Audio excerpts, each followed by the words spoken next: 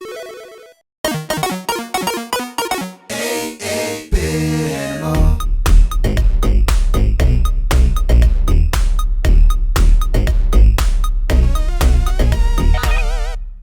you doing, good people? This is the 8-Bit Animal.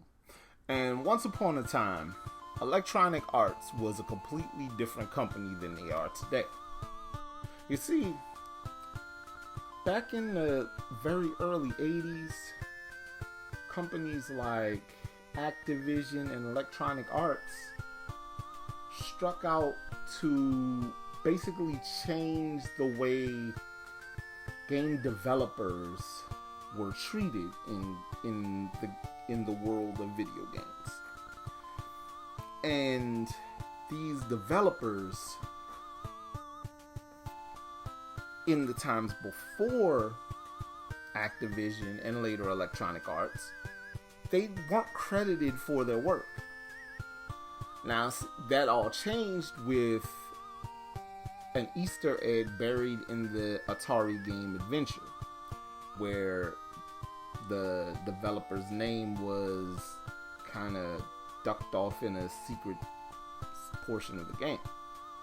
This was the first ever Easter egg hidden in a video game. Activision changed a lot of stuff by making putting developers' names on the box art and giving them full credit for games, be it a good game or a bad game. And Electronic Arts decided to do the same. Electronic Arts did a lot of adventure games and strategy games, flight simulators, later on sports titles, and today's game is an example of one of two titles published by Electronic Arts on the NES. They were both published in 1990. This one was worked on by a guy named Will Harvey, and it's actually a very well regarded dungeon crawler from that time period. Today, we're going to take a look at The Immortal. Now, in The Immortal, you take the role of this Gandalf the Grey looking dude who has ventured into a dungeon looking for his master, Mordremir. And he finds out through an enchanted candle, a misty image of Mordremir appears and tells him, or the person he was trying to contact, Dunrick, that he's been hidden somewhere in the labyrinth of eternity. There's also a side plot about goblins and trolls being at war, stuff like that. And all of this plays out over 7 or 8 levels. There are lots of puzzles in place.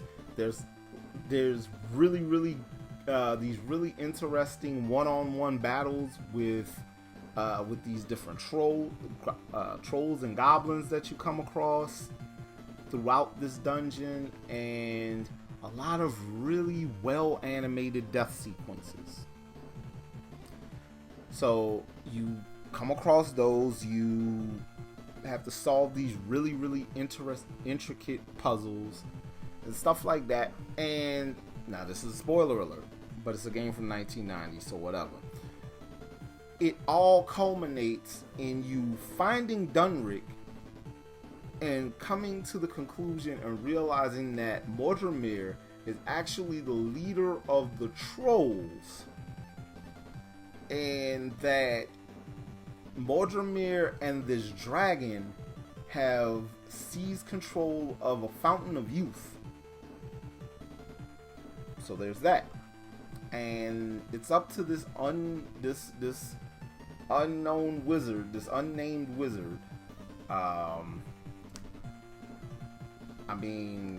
I don't know. I used to call dude from Shadow of the Colossus Little Man, so I guess I can call this dude Old Man. It's up to old man to deal with Mordrimir and the goblins and the dragon and all that. Rescue Dunrick, I guess, and escape the Labyrinth of Destiny. It's a really good game if you're into this style of game. Early comparisons for me were to the only other isometric dungeon crawler where you kind of control a wizard on the NES, and that's Solstice.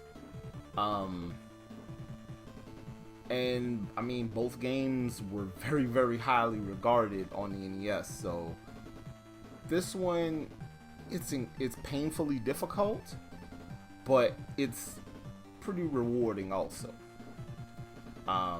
So we got, out of the 2 games that Electronic Arts published on the NES, we got 1.5 good games, and then the adventure game portion of Skate or Die 2. Now, if you want a copy of The Immortal, about $12 average price, you should be able to get one. A lot of copies I saw were either slightly under $10 or around $14 or $15. So I'm saying $12 is a sweet spot. That's right, Train.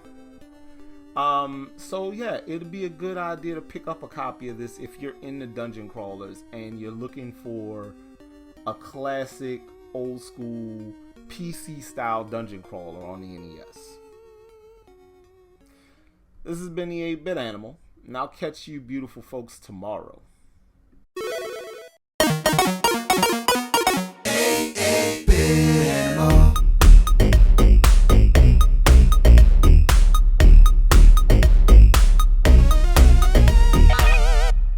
Tomorrow, my man said looting and polluting is not the way. He was right. Stop throwing stuff out your car window when you're driving along the street.